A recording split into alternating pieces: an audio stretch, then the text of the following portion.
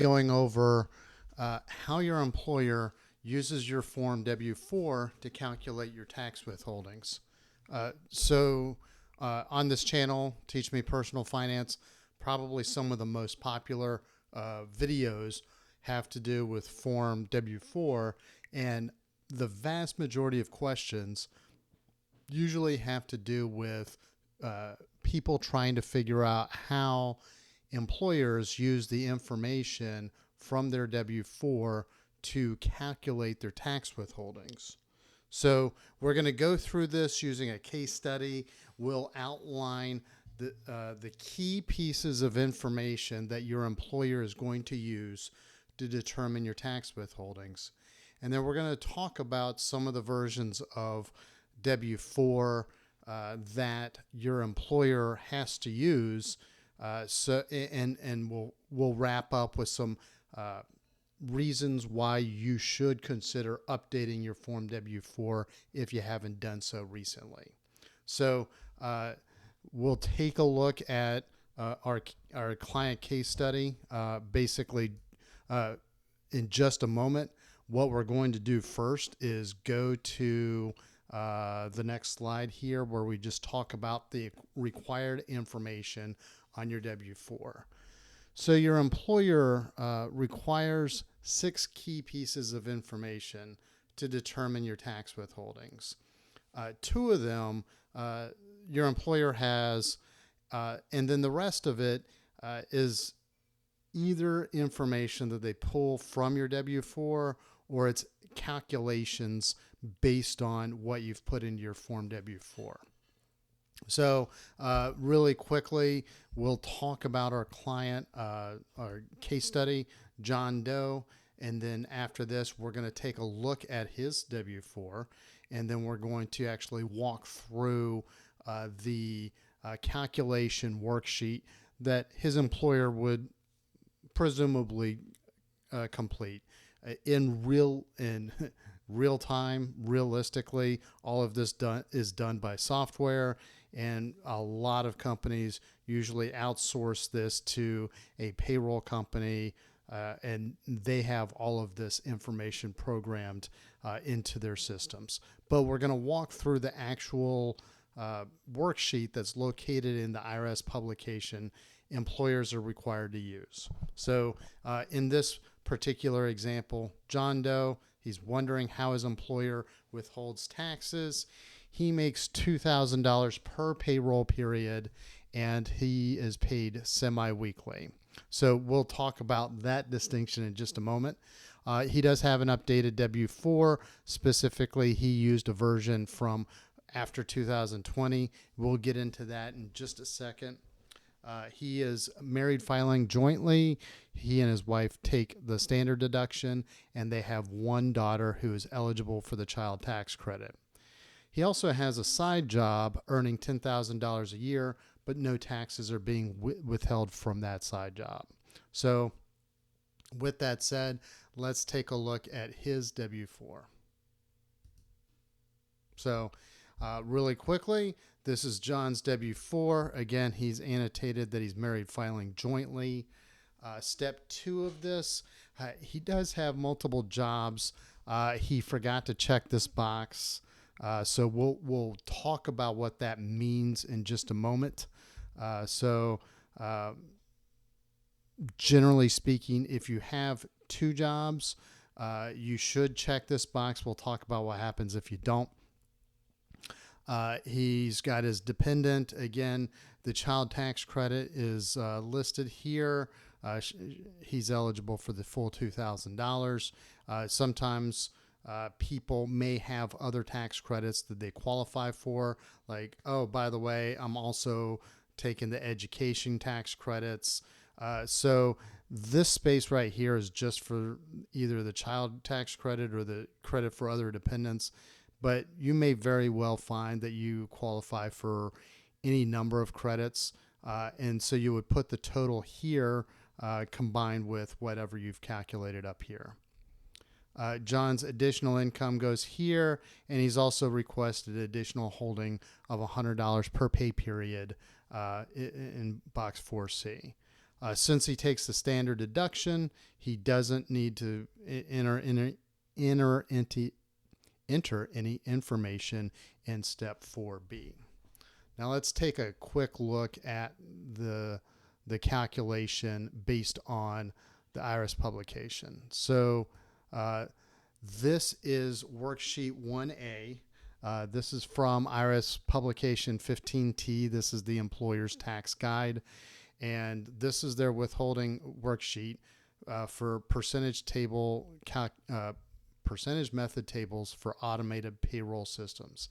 Again, all of this is done like automatically, but we'll walk through this.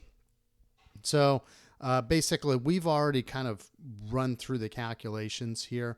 We'll walk through step by step how those calculations were derived. But I do want to point out a couple of things. So this is the pay schedule that your employer uses. So most of these are pretty obvious. Most people aren't paid semi-annually or even quarterly, maybe monthly, maybe weekly, but most likely people fall into either twice a month or bi-weekly.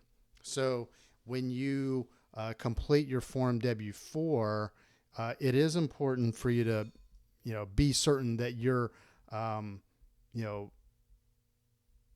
doing this correctly. So I wanted to make sure that, we've got everything covered here. There's nothing in here that says you should pick, biweekly or semi-monthly. However, the pay period of extra withholding, that does come into consideration here because you're saying $100 per pay period. So just that distinction could mean the difference of a couple $100 of tax withholdings based on semi-monthly or biweekly. So biweekly is every 2 weeks, which is not the same as say the military or federal government where it's the 1st and 15th of every month. So every 2 weeks literally means every 2 weeks. There may be some months during the year where you get 3 paychecks during that month. So when you have those calculations, your employer has to take them into consideration. So what I did here is I just took $2,000 per pay period. I believe that's what we talked about with John Doe in his case study. Yep. $2,000 per payroll period, and he's paid semi-weekly. So that's how we're going to do this. So his payment amount is $52,000. Now your employer has to take an additional step, and one of two things has happened. Either you have a W-4 from 2020 or later, or you don't. If you have not submitted your Form W-4 for 2020 or later, then it's from 2019 or a prior tax year. And I'll show you why that is a distinction right here. So here is a current version of Form W-4, and then this is a 2019 version of Form W-4. For those of you who haven't updated your Form W-4 in a long time, this is where you would put your allowances. Technically, allowances can include yourself, personal exemptions. There's a wide range of allowances that you would claim. And the general idea is the more allowances you're claiming, the less tax withholdings are going to come out of your paycheck. However, this may not be the most accurate thing because it does not take into consideration any tax credits. It doesn't take into consideration any deductions beyond the standard deduction. And of course, through 2025 tax year, it remains to be seen if this will continue beyond 2025. But there currently aren't any personal exemptions that are allowed to decrease your income on a tax return. Now, That's a provision of the Tax Cuts and Jobs Act, and that might expire. If it does, then personal exemptions would come back into play starting in 2026. But right now, the 2019 and earlier tax forms allow you to kind of fudge a little bit. The 2020 and later form basically allows you to kind of take a look at your tax return and make some estimated judgment based on your actual credits, deductions, and then additional income. So the additional income right here, we put that here. That's going to be taken into consideration in the worksheet. So basically, we're going to go through this calculation, and then we'll go through the alternate calculation as if his W-4 was from earlier, and I'll point out a difference here. So step 4A, this is the additional income. We put in that $10,000, and so we add the $52,000 and the $10,000 that currently doesn't have taxes being taken out. So that's $62,000. So step 4B would be for the additional deductions above and beyond the standard. There is nothing there, so we'll leave that blank. He did enter 0 in box he did not check the box in step 2 of form of his form W-4. So technically, this box should be left blank, or should have 0 in it. However, since he did not check the box, we're going to enter $12,900, and then we'll compare that to the other W-4 amount. So we subtract the $12,900 from the $62,000, and we get $49,100, I believe. So let's hold that on the side for just a moment. Let's imagine that he went on to his W-4 from 2019. There were 3 allowances, basically one for himself, one for his wife, and one for his daughter. He multiplies the number of allowances by 4,300 to come up with $12,900, and he subtracts that from the original $52,000, $39,100. So the key difference here in this particular situation is that this W-4 does not account for the extra income. And remember, that extra income doesn't have taxes being taken out of it, so he has to figure out a different way. So that one benefit of a newer W-4 is that you can accommodate other sources of income. So it doesn't have to be $10,000 from a side hustle. It could be $10,000 of IRA withdrawals or interest and dividends, whatever the case may be. Just accounting for additional income and then being able to say, you know what, let's withhold some taxes. And again, you can get into like super fine detail about the taxation of capital gains versus the taxation of ordinary income, but realistically, just having a placeholder for any additional income is going to lead to a more accurate tax withholding than completely disregarding it. So you know that if you have $10,000 of income from whatever source, you're going to pay some tax on it. And if you pay ordinary income tax on tax that's capital gains, then you'll probably overpay, but not as much as you might think. So just taking that into account already makes this version of the tax form a little bit more accurate. If you went into this amount, then when we go through the calculations, you would find a lower amount of tax withholding, and then that might lead you to, owing more money when you file your tax return.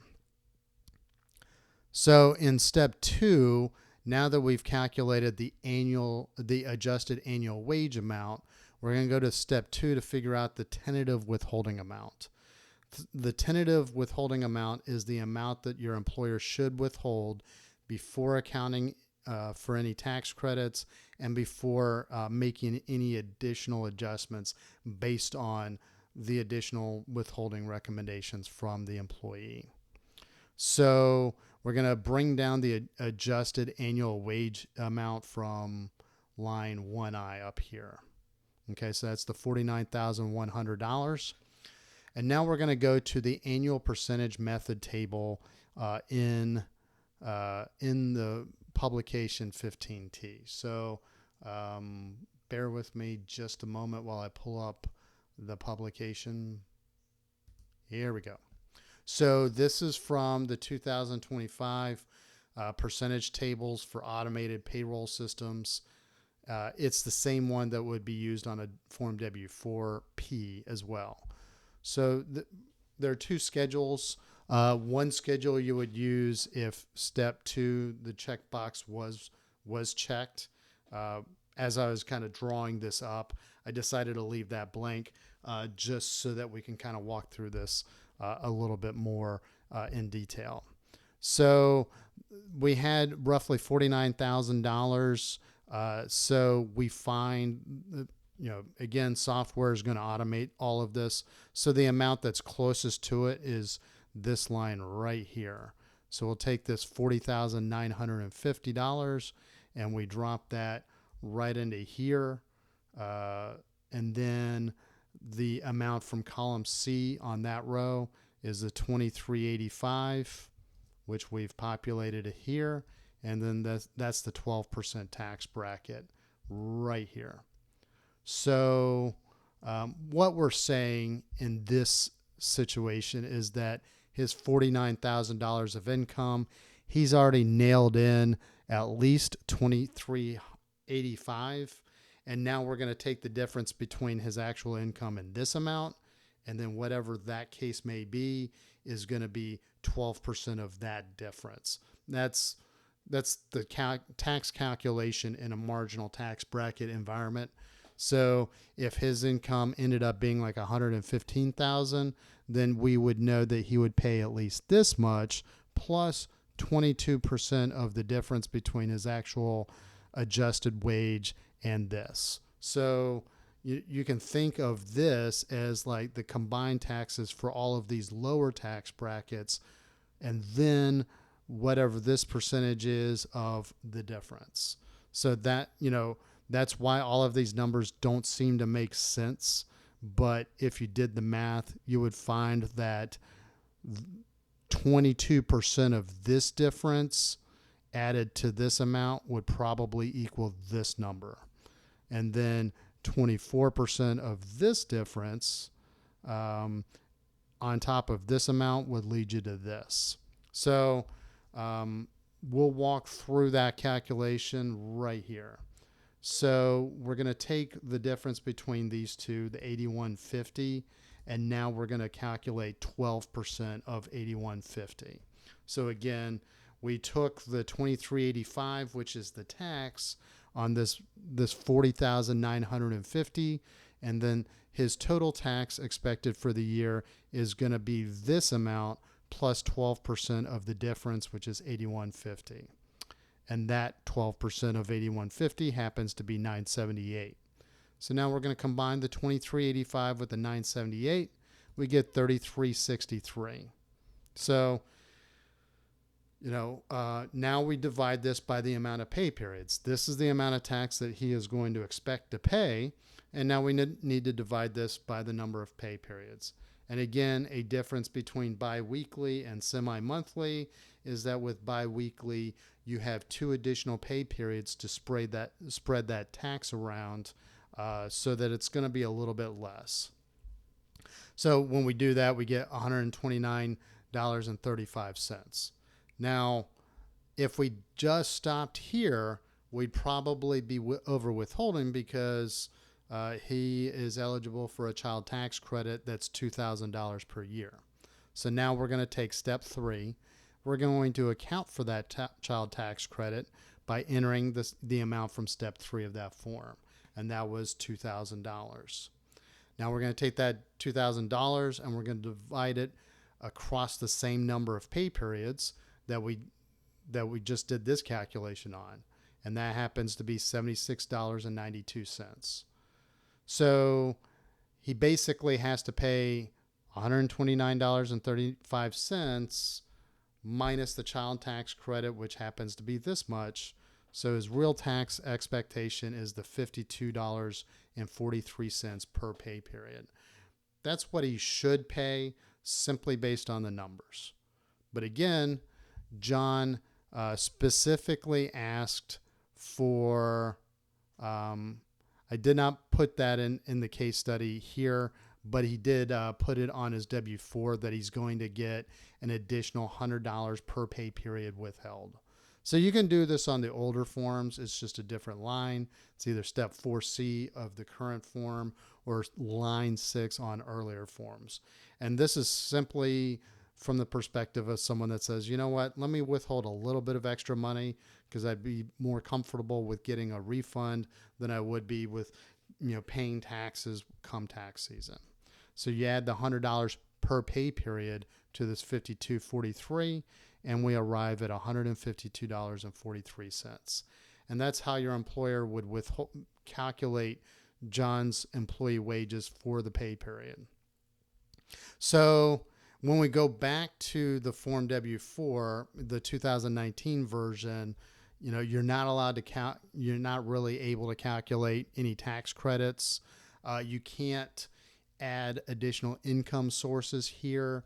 If you're in a situation where you have much higher deductions than the current standard deduction, if you're the type of person that would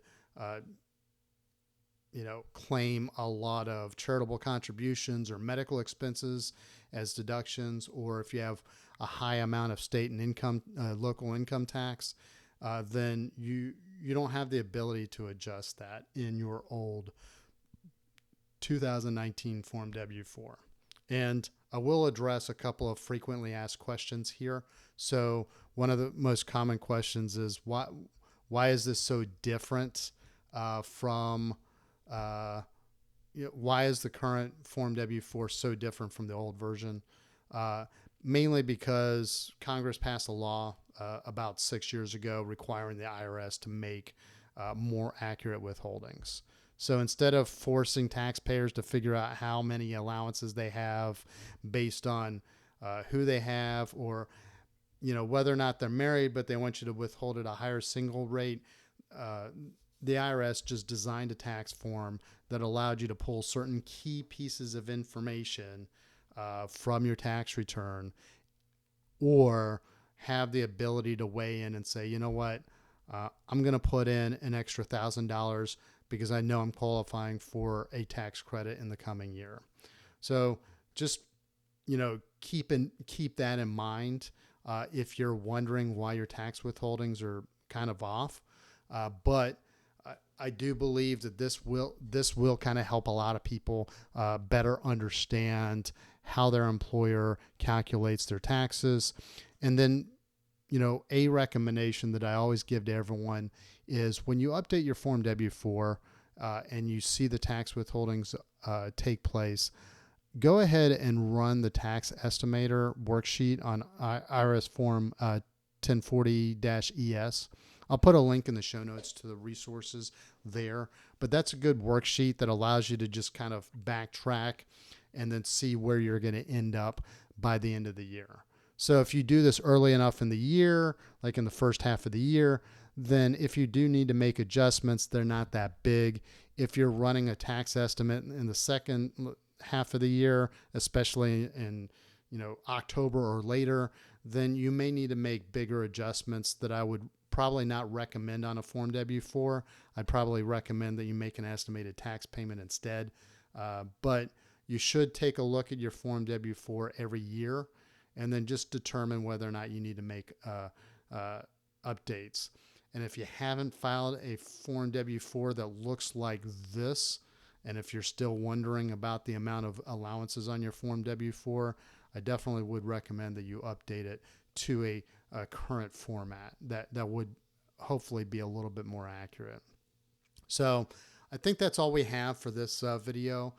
I'll put links in the show notes to some of the resources that we've made about forms and schedules mentioned here. So if you like our articles, please subscribe to our newsletter.